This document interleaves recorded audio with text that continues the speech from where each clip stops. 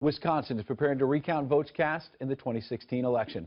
The move comes as Green Party presidential nominee Jill Stein has raised more than $5 million. That's right, $5 million to fund recounts in the key swing states of not just Wisconsin, but also Michigan and Pennsylvania, all of it which went to Donald Trump by a very slim margin. So what's really going on here? We have a member of the Green Party standing by, but first, the Washington bureau chief for the Milwaukee Journal-Sentinel, Chris Gilbert, joins us on the phone. Chris, big news today out of your state, the day after Thanksgiving. What is happening on the ground, and what do we think is the objective of Jill Stein? Does she think that she can actually tilt the results in Wisconsin? Well, she may think that. It does seem awfully improbable, given the margin right now is 22,177 votes, as counted by county and municipal clerks. That's a lot of votes to be overturned in a recount. There was a recount in a big statewide judicial election several years ago in Wisconsin, where about half as many people voted as did vote in this presidential election.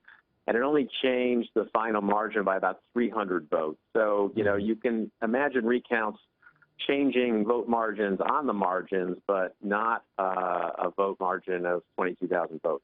Right. So it sounds to me that the chances of her actually having an impact here might be slim to none. And I also understand, and please help us understand this tonight as we dig into this. On social media, a lot of people are sending out notes saying that Wisconsin state election laws suggest that you have to prove fraud for there to be any action here. Is that your understanding of the law? And since no, I mean, my understanding of the law is that if the margin is ultra narrow of a quarter point or less, you can not only demand a recount, but it will be paid for by the taxpayers. But if it's a little bigger than that, if it's on, you can demand a recount, but then you have to pay for it. So the right to request a recount is there if you are going to, you know, pick up the tab for the recount. There's not a requirement of a finding for fraud. It's just what's different about this case is that the margin. I mean, this actually is only the third closest presidential race in Wisconsin in the last 5 elections. I mean, the 2000 and 2004 races where there were no recounts were actually closer than this one. So it's a big margin for a recount, but, you know, they can ask for one. They can ask for one, but what is the real rationale? Were there serious and credible allegations of fraud? Were there problems that people were reporting to your newspaper on Election Day?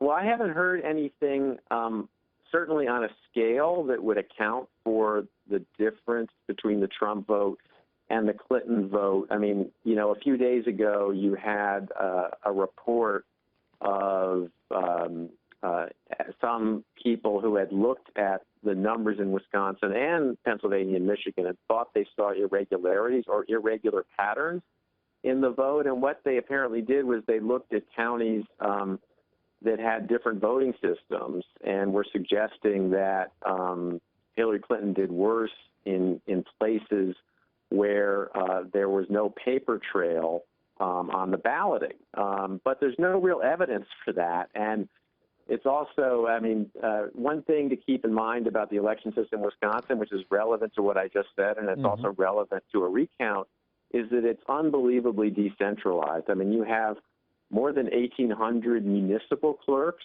and you have 70 county clerks. And these elections and these voting systems and a lot of decisions about elections are made not at the county level, but at the municipal level. So, you know, when you're talking about, for example, touch screen voting, that's all done not at the county level, but at the level of village and city and town. And so it would be even more hard to imagine someone kind of rigging that process when you're talking about the number of individual jurisdictions involved here. And it also means a recount is a painstaking process, too. Sure.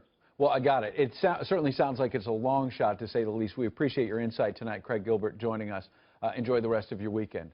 One group pushing for the changes is the Green Rainbow Party of Massachusetts, the Massachusetts affiliate of the National Green Party. Ian Jackson is the treasurer of that group. He joins us now live via Skype. Ian, tell us what you think about the real goal here for Jill Stein. the real goal is to find the truth, and everyone's had frustrations with computers before. So the idea is to use this at least as an audit of our electoral system. People have been slightly concerned about the trail, and as you last guest pointed out, it's very decentralized. Mm-hmm. But when you say slightly concerned, that doesn't sound to me like there's widespread allegations or, more importantly, evidence of some sort of fraud. So is this giving Jill Stein supporters some sort of false hope? Well, we're trying to find what the count is, and I'm not sure it's false hope. It's trying to find the truth behind the numbers. There's been these allegations by computer scientists, but as your last guest pointed out, it was using different systems and using that, being engineers. I'm a software engineer, and we like our little models, but unless you actually count and check it, you don't know whether it's just a thought while they use something different. Yeah. Or if there's something to it. Well, and you mentioned that your show is all about finding truth. All right, let's find that truth. And so my next question is, our last guest, who you cited several times, Craig Gilbert, also said accurately that in 2000 and 2004, the margin was even closer in the presidential race, and there was no recount. So what's your case tonight? Well, the case tonight, you can see that there was a real contentious election, and based on that, there are people that have expressed concerns. So it's best to find the truth and go through the process. And obviously, people have been willing to put up millions of dollars to find out and count the ballots again. Okay, so final question. If you really want to get at the truth, can we get at another truth, which is that it appears that Jill Stein has raised about $5 million for a recount that may or may not happen, for fraud that may or may not have happened. If there's nothing found here, and if there's not even a recount, will you pledge tonight that you and others in the Green Party believe that that money should be refunded, so this is not just money being raised on false hope? Well, we're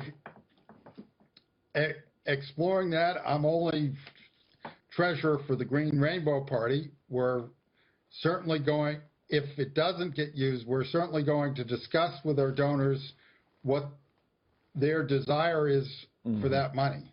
Okay. Well, we appreciate your time tonight, Ian Jackson. We will certainly be searching for that truth as well.